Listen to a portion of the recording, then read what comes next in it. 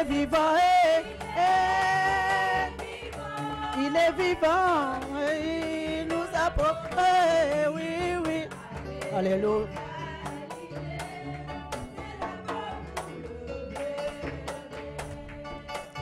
Il est le Fils du Très-Haut, assemblez ses frères pour sa majesté. Il est le Fils du Très-Haut, assemblez ses frères pour sa majesté. Il est vivant, alléluia. Il est vivant,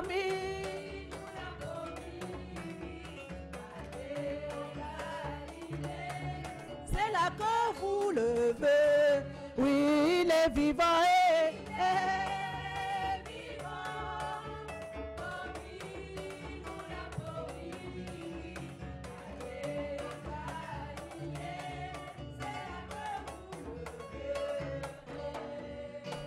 Venez célébrer son nom, chantons sa victoire pour sa majesté. Venez célébrer son nom, chantons sa victoire pour sa majesté. Il est vivant, alléluia. Comme il nous a promis, oui, allez en Galilée, c'est là que vous levez. Et il est vivant, il est vivant.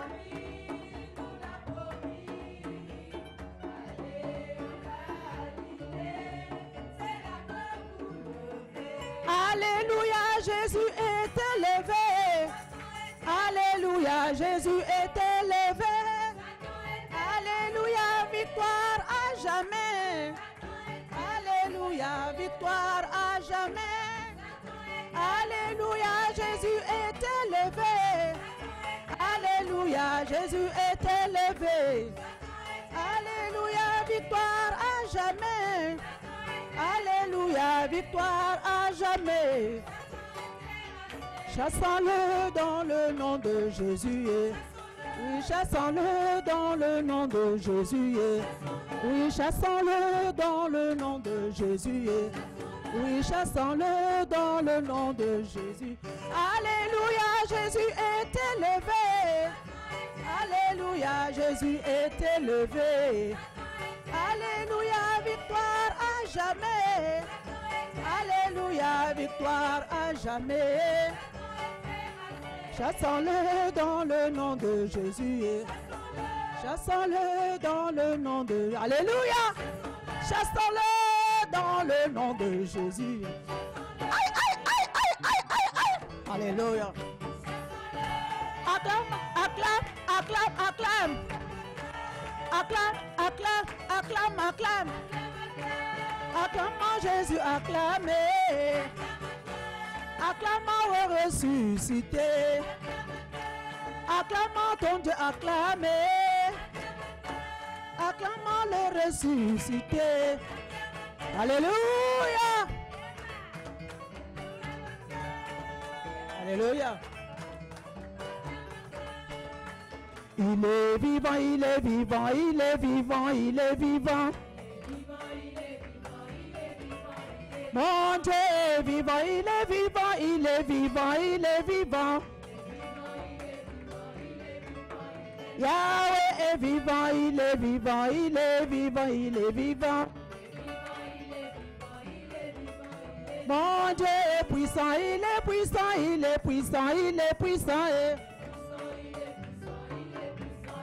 Hosanna, alléluia, Hosanna, Hosanna, Hosanna, Hosanna, alléluia, alléluia, Hosanna, alléluia, Hosanna, Hosanna, alléluia. Il est vivant, il est vivant, il est vivant, il est vivant. Mon Dieu est vivant, il est vivant, il est vivant, il est vivant. Mon Dieu est puissant, il est puissant, il est puissant, il est puissant. Hosanna, Hosanna, Hosanna, Hosanna. Parce que ce jour est un jour d'allégresse et de joie. Seigneur, nous bénissons et nous célébrons ton nom parce que Christ est ressuscité. Seigneur, voici ton peuple rassemblé dans ta présence et qui déclare que la mort n'a pas de pouvoir. Mais Seigneur, au-delà du Christ ressuscité, il y a une espérance éternelle qui a été établie. C'est que la résurrection est une vérité et que l'éternité est réelle. Elle est promise et elle existe. Mais Seigneur, le plan de la rédemption a été également accompli par la mort. Gloire à ton nom. Merci Jésus, parce que tu as fait tomber les écailles de nos yeux pour voir ce merveilleux salut. Le secret qui a été gardé pour toute l'éternité a été révélé. Et ton peuple peut se rassembler ici à Nord-Foire, mais partout sur la terre, pour dire gloire à l'agneau ressuscité. Ce matin, Seigneur, nous venons à toi avec des cris de joie. Mais nous venons à toi avec des cris de liberté. Nous venons à toi avec une espérance réelle pour dire, Seigneur notre Dieu, que du début à la fin, que le service soit une offrande devant toi. Et que, Seigneur, ce qui sort des bouches soit pour salmodier ta sainteté. Seigneur, que la présence de chacun et de chacune soit pour glorifier ton nom. Seigneur, que nos prières aujourd'hui soient des prières d'action de grâce, de remerciement, qui te disent merci pour le salut qui est offert. Prends le contrôle, non seulement de nos vies, mais de cette nation du Sénégal. Papa, nous élevons la nation devant toi. En ce jour de liberté de l'esclavage du péché, je viens à toi avec le Sénégal. Oh Dieu, que ta liberté, que ta délivrance, maintenant soit libérée sur cette nation également, pour le salut des âmes, pour la délivrance des captifs et pour la guérison de la terre. Père, j'élève le service devant toi et que toi tu sois l'alpha et l'oméga, que tu sois le premier et la fin et que tu reçois la gloire. Amen. Veuillez vous asseoir s'il vous plaît.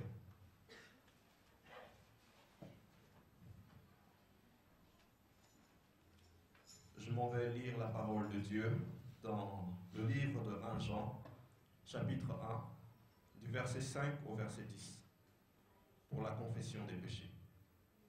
Je lis la parole de Dieu.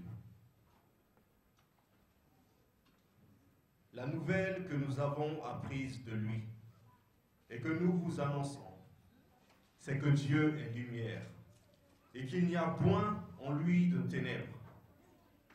Si nous disons que nous sommes en communion avec lui et que nous marchions dans les ténèbres, nous mentons et nous ne pratiquons pas la vérité. Mais si nous marchons dans la lumière, comme il est lui-même dans la lumière, nous sommes mutuellement en communion et le sang de Jésus, son Fils, nous purifie de tout péché. Si nous disons que nous n'avons pas de péché, nous nous séduisons nous-mêmes et la vérité n'est point en nous. Si nous confessons nos péchés, il est fidèle et juste pour nous les pardonner et pour nous purifier de toute iniquité. Si nous disons que nous n'avons pas péché, nous le faisons menteur et sa parole n'est point en nous. À présent, nous allons observer un temps de silence et confesser nos péchés.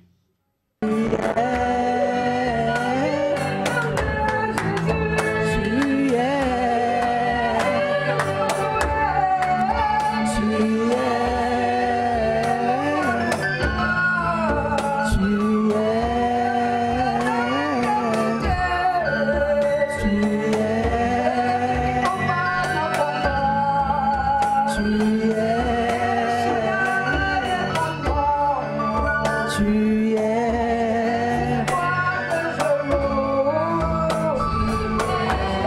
Tu es ressuscité, Jésus. Tu es ressuscité.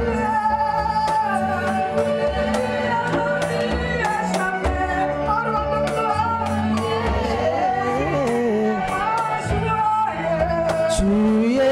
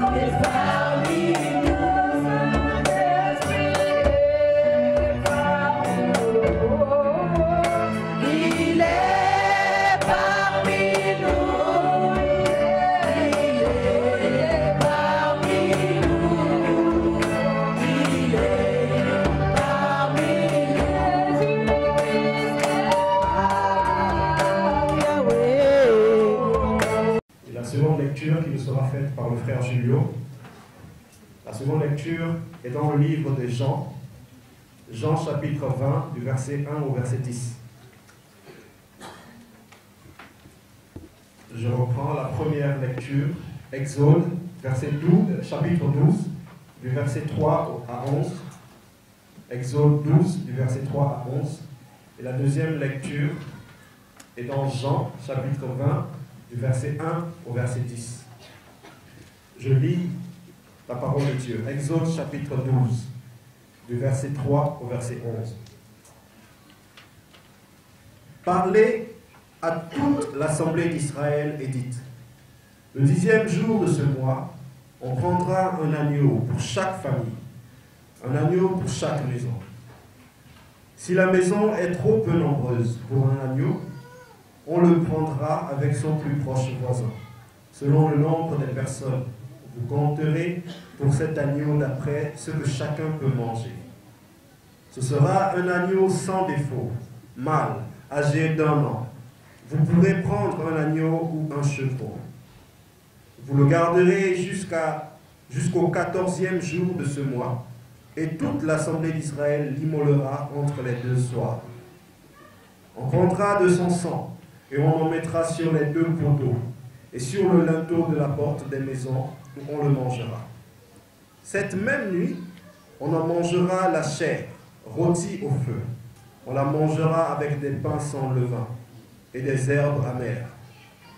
Vous ne le mangerez point à demi cuit et bouilli dans l'eau, mais il sera rôti au feu, avec la tête, les jambes et l'intérieur.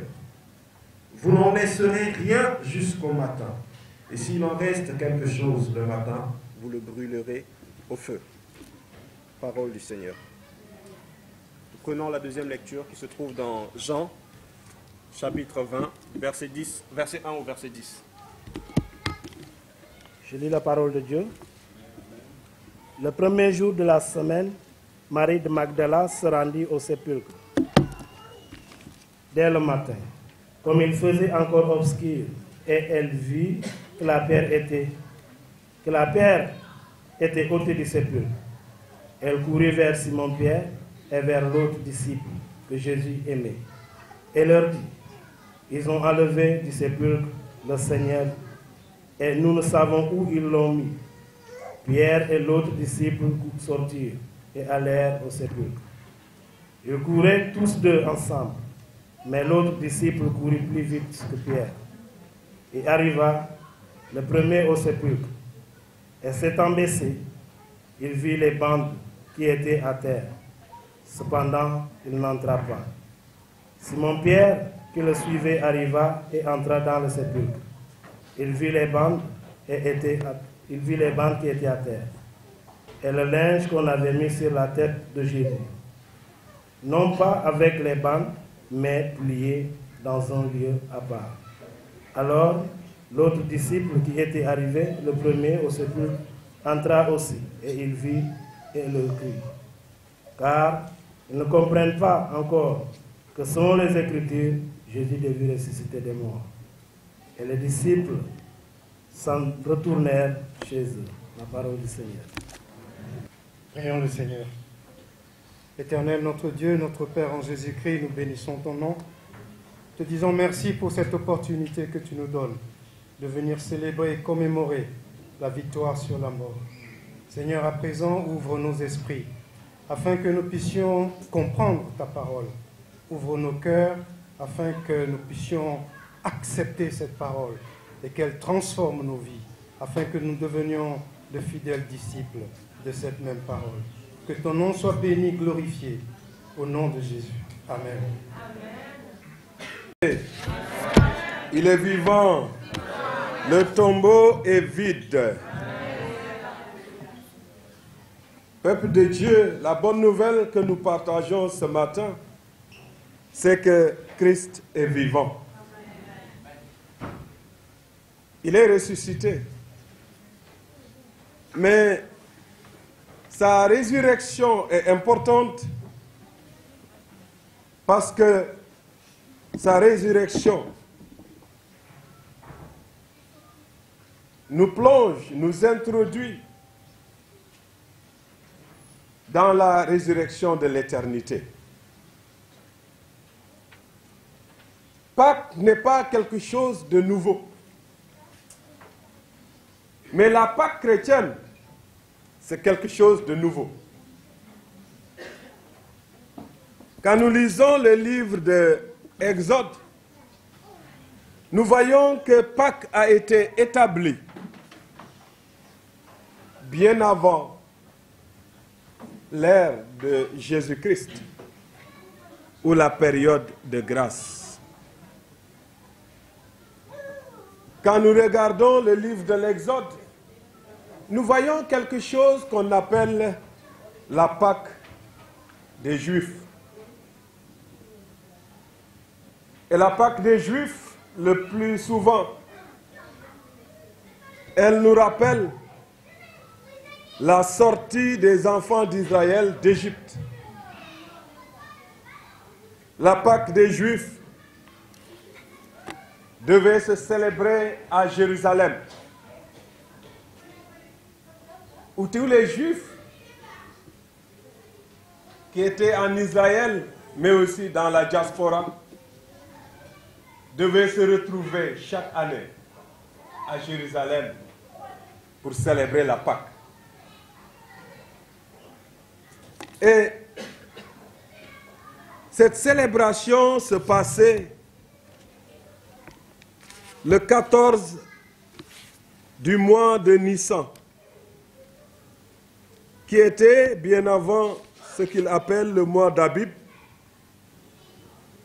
Et il devait sortir autour du temple pour célébrer l'agneau pascal. L'agneau pascal, c'est la brebis que les enfants d'Israël ont égorgée cette nuit-là. Que quelqu'un dise cette nuit-là. Cette nuit-là, Dieu a donné une prescription à Moïse. Après que Moïse, à plusieurs reprises, a négocié avec Pharaon de la libération des enfants d'Israël, et les enfants d'Israël devaient être libérés de l'esclavage pour quelque chose, pour une raison. Alléluia. Pour quelle raison on devait libérer Israël? Quelle était la raison? Exode chapitre 3, le verset 18 dit: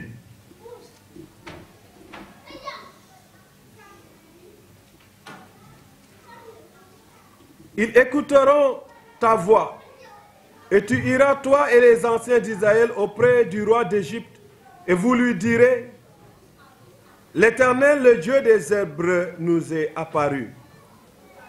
Permets-nous de faire 3 journées de marche dans le désert pour offrir des sacrifices à l'Éternel, notre Dieu. Dieu dit à Moïse: tu diras au Pharaon, toi et les anciens d'Israël, laisse le peuple d'Israël, laisse les Hébreux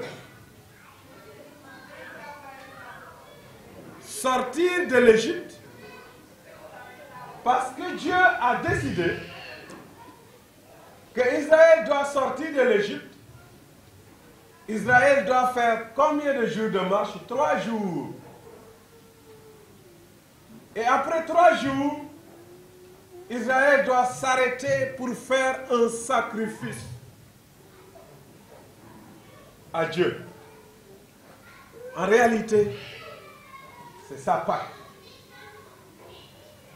Pâques, c'était l'idée de Dieu que les enfants d'Israël quittent l'Égypte pour aller faire un sacrifice à Dieu.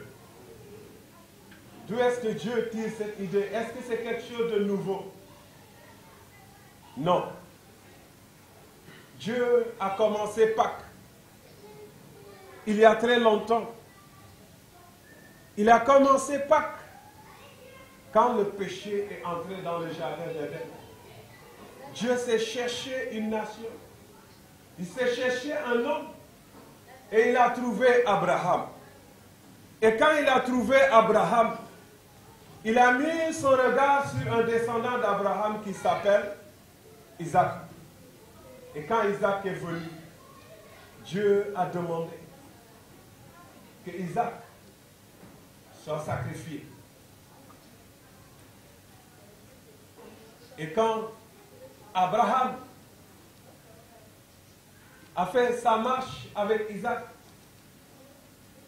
pour l'égorger, il a préparé le bois et le couteau. L'agneau pascal était Isaac.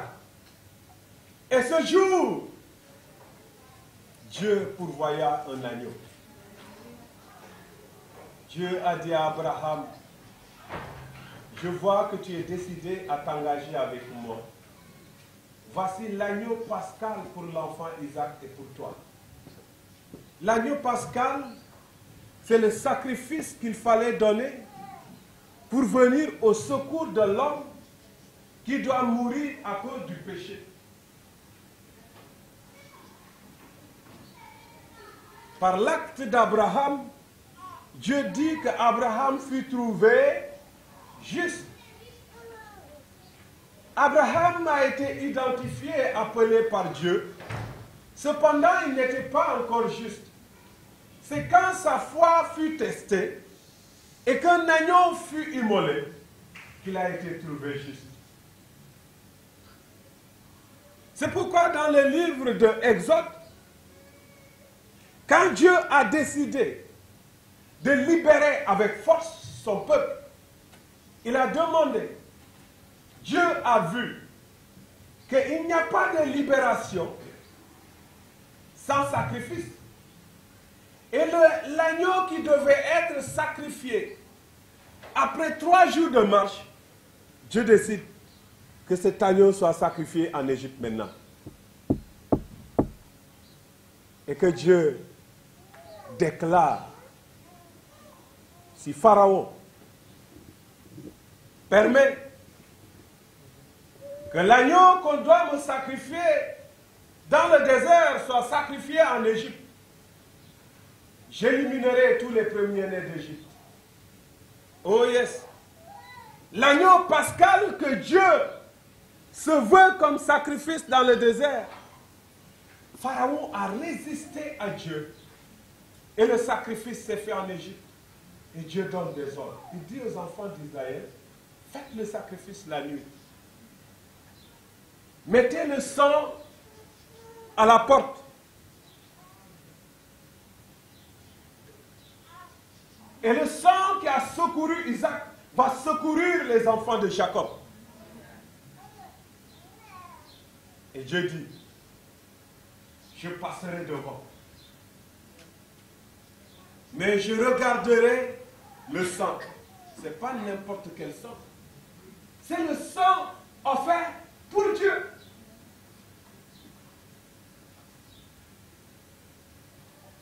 Il dit, je verrai ce sang et je passerai outre la maison des enfants d'Israël. J'aurai égard à cause du sang de la descendance de Jacob. Mais ce bélier que vous tuez, à cause des événements que moi, Dieu, je vais faire,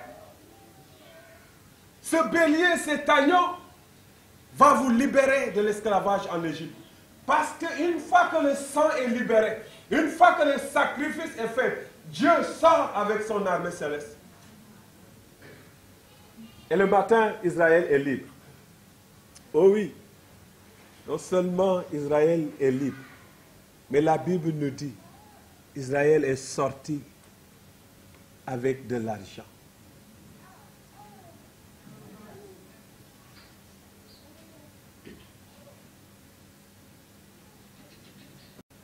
Et cet agneau qui libère Israël devient un mémoire. Dieu dit, constituez-le.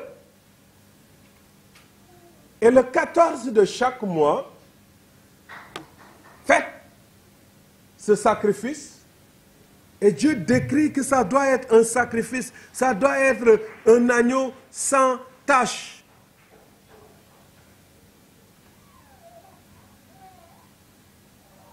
La Pâque doit désormais rappeler aux enfants d'Israël qu'ils étaient esclaves et qu'ils sont libérés. Mais ce n'est pas tout. La Pâque doit aussi dire aux enfants d'Israël qu'ils sont libérés de l'esclavage d'une terre étrangère et qu'ils marchent maintenant vers la terre promise. Une terre où coule le lait et le miel. Une terre de bonheur. Une terre préparée depuis par leur Dieu qui a promis cette terre à Abraham. Pâques, c'est également une promesse. Ce n'est pas simplement une délivrance. C'est pourquoi, si j'ai un thème à donner ce matin, c'est que Pâques, la Pâque est un miroir qui reflète le passé et l'avenir. Dans la Pâque, il y a le passé et l'avenir. Bien-aimés dans le Seigneur Jésus-Christ, je vous invite à bien suivre.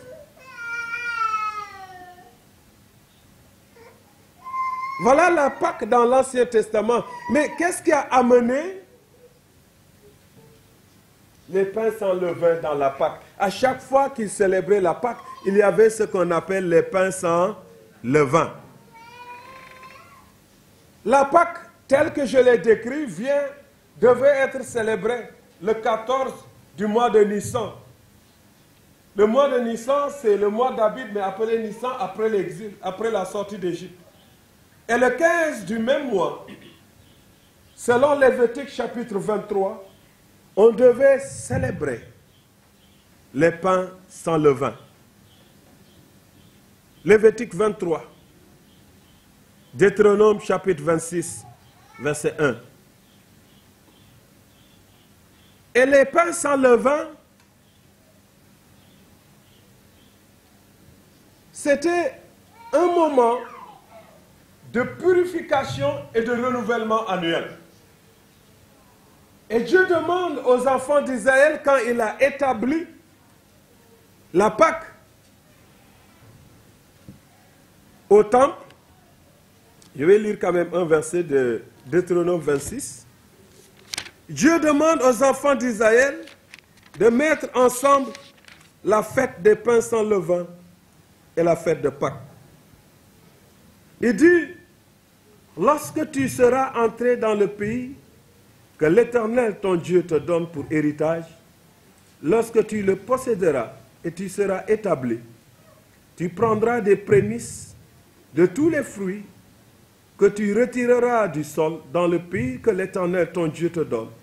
Tu les mettras dans une corbeille et tu iras au lieu que l'Éternel choisira, ton Dieu, pour y faire résider son nom. Tu te présenteras au sacrificateur alors en fonction et tu lui diras, je déclare aujourd'hui à l'Éternel, ton Dieu, que je suis rentré dans le pays que l'Éternel a juré à nos pères pour nous donner. Si vous lisez la suite, c'est ainsi qu'établi, l'Éternel établit par des ordonnances divines, la fête des pains sans levain et la Pâque se célèbrent en même temps. Et on présente les prémices. On présente les offrandes à Dieu. Et Dieu dit que nous devons célébrer cette Pâque dans le lieu où l'Éternel Dieu met son nom.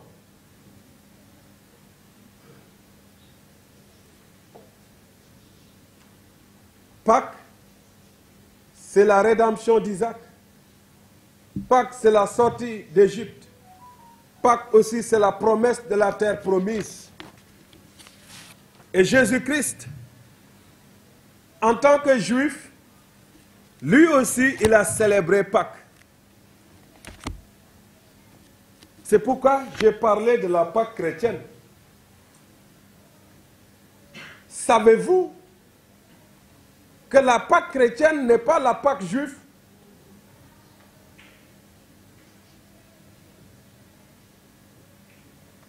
La Pâque chrétienne, elle garde la portée divine du sacrifice, mais elle est plus forte. Elle garde la même orientation, parce que la Pâque chrétienne nous libère de l'esclavage du péché et elle nous introduit dans l'éternité, c'est-à-dire la résurrection de Jésus. Elle nous rappelle qu'il y a l'éternité qui vient. Et à cause de sa résurrection, nous attendons son retour. Si Christ n'est pas ressuscité, il n'y a pas de retour. Mais puisque Christ est ressuscité, il y a aussi un retour. Christ reviendra. Et la Pâque chrétienne nous introduit dans l'eschatologie, dans les choses à venir, dans la vie éternelle à venir. Mais avant la Pâque chrétienne, Jésus a célébré la Pâque juive. Et je vais vous dire, quand Jésus célébrait la Pâque juive, il a aussi sanctifié le temple. Dans Luc chapitre 2, verset 41 à 51, je ne vais pas tout lire, il dit, les parents de Jésus allaient chaque année à Jérusalem à la fête de Pâques. Lorsqu'il fut enfant, il fut âgé de 12 ans, il y montait selon la coutume de la fête. Puis quand les jours furent écoulés et qu'ils s'en retournèrent, l'enfant Jésus resta à Jérusalem. Voyez, à 12 ans, Jésus est allé à Jérusalem célébrer Pâques. Alléluia. Jésus s'est conformé à la tradition des Juifs. Jésus, plus tard, dans Jean chapitre 6, dans Jean chapitre 2 d'abord, il parle de Pâques. Maintenant, à 12 ans, on l'a amené. Quand il est devenu âgé, il est allé lui-même. La Bible dit, la Pâque des Juifs était proche et Jésus monta à Jérusalem. Il trouva dans le temple les vendeurs de brebis et de pigeons et les changeurs assis. Ayant fait un fouet avec des cordes, il les chassa tous du temple. Écoutez, Jésus est allé avec ses parents. Il y est allé tout seul. Et cette fois-ci, il y est allé pour purifier le temple et changer le lieu du sacrifice. Parce que les gens se retrouvaient au temple, je l'ai dit, pour présenter les sacrifices. Cette fois-ci, il purifie le lieu du sacrifice, mais il change le lieu du sacrifice.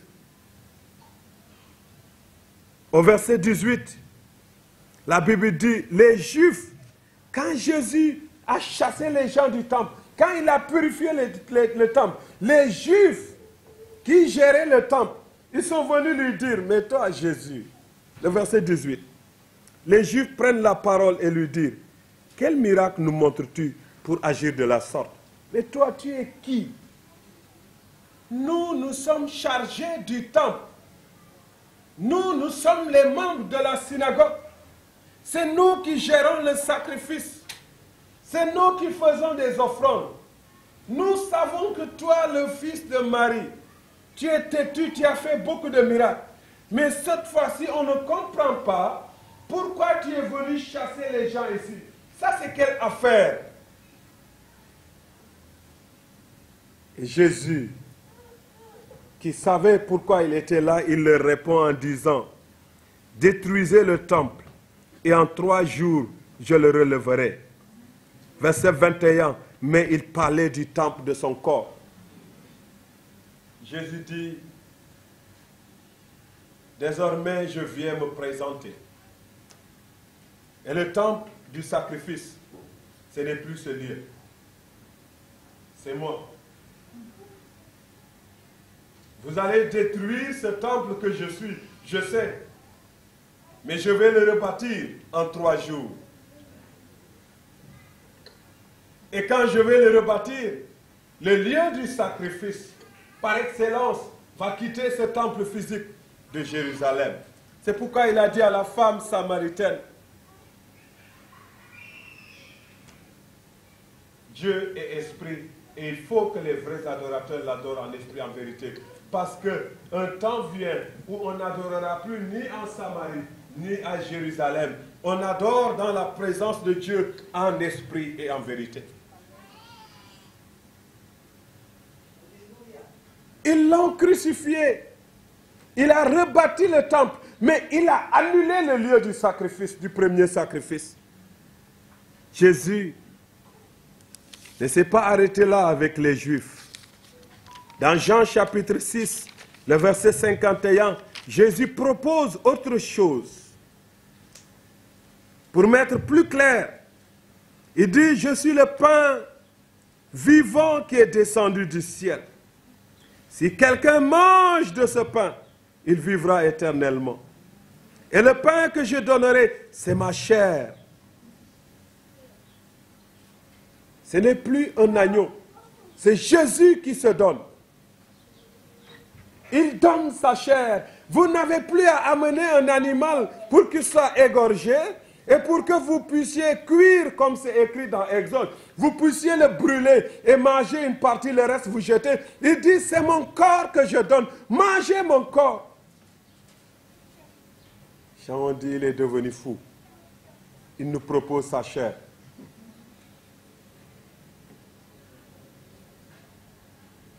Quelle sorcellerie nouvelle!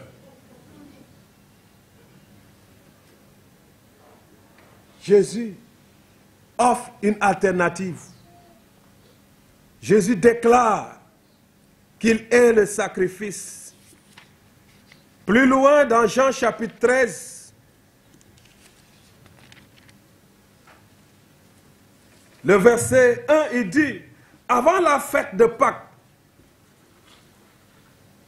Jésus, sachant que son heure était venue de passer de ce monde au Père, j'aime l'expression de passer. Alléluia. L'heure est venue pour Jésus de passer de ce monde. Vous savez, ce passage, c'est le symbole des enfants d'Israël qui sortent de l'Égypte et qui traversent la mer Rouge. Ils passent de l'autre côté. Par sa mort, Jésus nous fait passer de ce monde de péché à l'éternité. Par sa mort, Jésus nous fait franchir la captivité de la mort et du péché. L'heure était venue pour Jésus de passer de ce monde au Père. Écoutez, il n'a pas dit l'heure est venue de passer de ce monde à la mort. Jésus est passé de ce monde vers où? Vers le Père. Il est allé vers Dieu. Pourquoi la résurrection est importante? Paul dit, si Christ n'est pas ressuscité, nous sommes les plus malheureux des hommes. Il est ressuscité, il a ouvert une porte. Nous passons de l'autre côté. Et pendant que Christ meurt, je vais vous dire une chose. Tout ce qui se passe avec cette Pâque, la seule raison, c'est que Adam et Ève ont péché. C'est que la mort est active dans le monde. Pendant qu'on crucifiait Christ, pendant que Christ mourait, la mort mourait. La mort est morte. Alléluia. Amen. Celui qui a activé la mort dans le jardin d'Éden, c'est le péché. Et le péché qui a activé la mort, Christ vient de crucifier le péché et la mort est morte. La mort est morte. Elle est morte. Dis à quelqu'un, la mort est morte. Et la mort n'a pas pu se ressusciter. Mais Christ est ressuscité. Et c'est ce que l'évangéliste Jean nous dit dans Jean chapitre 20. Il dit le premier jour de la semaine. On est maintenant dans la Pâque chrétienne. Christ est crucifié la veille du sabbat. Le sabbat, c'est le samedi. C'est le dernier jour de la semaine. On le crucifie la veille. Le premier jour de la semaine, Christ est ressuscité. Amen. Les femmes sont parties. Il faut acclamer pour les femmes.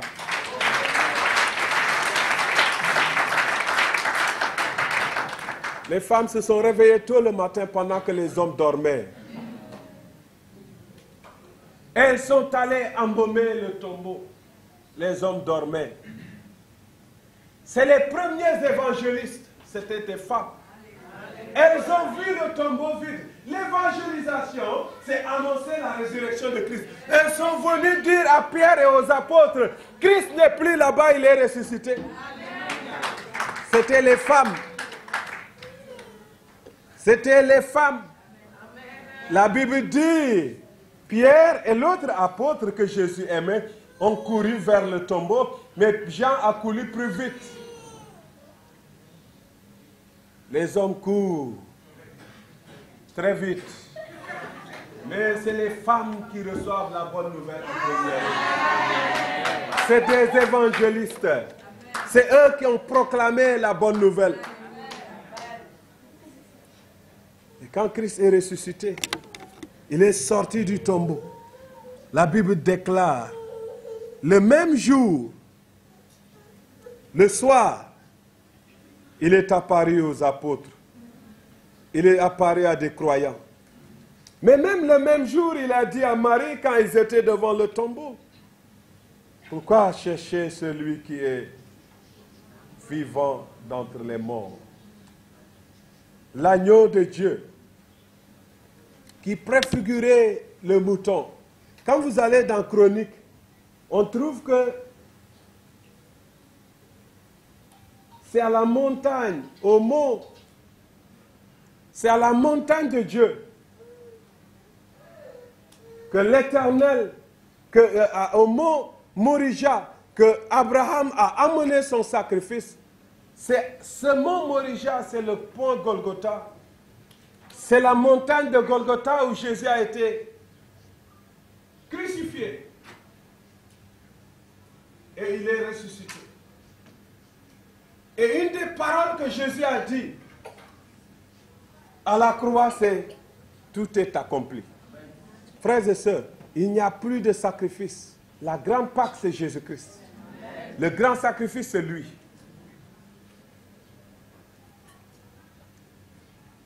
Et il nous introduit dans l'éternité. Et il rencontre les apôtres le premier jour de la semaine. Et il institue une nouvelle Pâque pour les chrétiens. Quand nous venons à la table du Seigneur, nous nous rencontrons le premier jour. Christ est présent au milieu de nous. Il n'est pas mort, il est vivant. Le péché n'existe plus, il a été crucifié. Il n'a plus de force. La mort n'a plus de pouvoir. Mais mort, où est ton aiguillon? Christ est ressuscité. Frères et sœurs, dans la foi en Jésus-Christ, la Pâque de Christ nous libère de l'esclavage du péché et de la mort. Mais il nous promet l'éternité avec Dieu. Ce matin, je te dis une bonne nouvelle. L'éternité est une vérité. La résurrection est une vérité. Le retour de Jésus est une vérité. Il est ressuscité. Que le nom du Seigneur soit béni. Amen.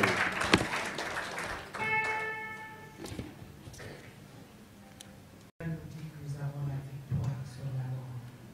La mort, Seigneur, cette mort spirituelle qui quête et qui cherche à nous empêcher d'avoir l'éternité. Et tu as envoyé ton Fils afin que nous puissions ressusciter. Merci pour ce message extraordinaire que tu nous as donné, qui nous connecte au royaume des cieux et qui nous donne la conscience, Seigneur Dieu, que l'éternité est disponible. Béni sois-tu, roi des rois, pour cette résurrection. Merci pour ce message qui nous a replacés, Seigneur, qui nous a remis sur orbite, Seigneur, sur ton plan qui est immuable, ton plan qui existe depuis la fondation du monde. C'est de nous sauver du mal, de nous sauver de la condamnation. Merci pour ton Fils qui a été à nos côtés encore aujourd'hui, qui a inspiré ton serviteur. Seigneur, que cette glorieuse bonne nouvelle soit imprimée dans nos cœurs, Seigneur, en lettres d'or, Papa, et qu'elle soit inaltérable. Seigneur Dieu, que cette glorieuse bonne nouvelle nous redonne de l'espérance, Papa. Que nous continuions à marcher avec toi à travers ton Fils Jésus-Christ de Nazareth, qui nous a montré quel caractère, quelle nature nous devons avoir pour avoir accès à cette résurrection. Par ta grâce infinie, oui, mais aussi en obéissant à ta parole. Seigneur, permets-nous d'obéir à cette parole que nous avons reçue aujourd'hui. Que nous ne l'oublions jamais et que nous puissions l'annoncer jusqu'aux extrémités de la terre. Car la promesse est pour nous et pour tous ceux qui sont au loin, en aussi grand nombre que toi, Papa, tu les appelles. Qu'il en soit ainsi, au nom puissant de Jésus-Christ. Amen. Amen. Et donc, il faut toujours apprendre. Alors, il y a une très bonne nouvelle qui va se passer la semaine prochaine. Nous avons la semaine de la jeunesse.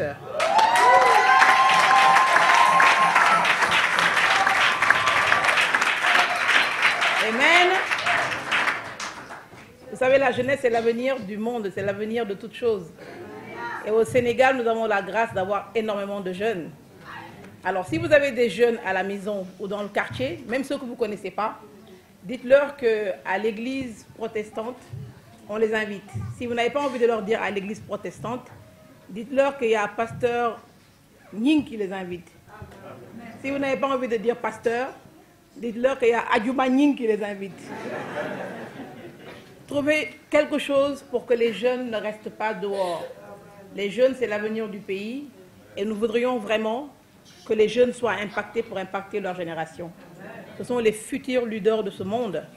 Donc il faudrait réellement qu'ils puissent brandir l'évangile au nom de Jésus. On trouvera les subterfuges, les mots simples pour que tout le monde soit impacté. Amen. Donc la semaine, ce sera à partir du 12 avril. Il faut prendre note dans vos portables, dans vos agendas. Si vous avez des enfants à la maison, rappelez-leur. Mettez vos téléphones en silence, mais vous pouvez prendre note. Amen. C'est du 12 au 18 avril, donc la semaine prochaine. Et ce sera sur un thème, une jeunesse pour Christ. Amen. Une jeunesse pour Christ. Ça va être wonderful. Bon, les demi-jeunes, vous êtes invités aussi pour venir soutenir les jeunes. Et les mamans et les anciens aussi, vous êtes invités pour venir soutenir les jeunes. Amen. Ensemble nous travaillerons jusqu'à ce qu'aucun esprit ne pourra nous vaincre si nous marchons côte à côte. Tant qu'il y aura l'amour, nous vaincrons. Bienvenue parmi tes frères. Jésus t'aime, oh mon frère. Jésus t'aime, oh ma sœur. Tu es mon frère, tu es ma sœur. Je te prendrai par la main. Ensemble nous travaillerons jusqu'à ce qu'il vienne. Aucun esprit ne pourra nous vaincre si nous marchons côte à côte. Tant qu'il y aura l'amour, nous vaincrons. Bienvenue dans cette église. Jésus t'aime, oh ma sœur.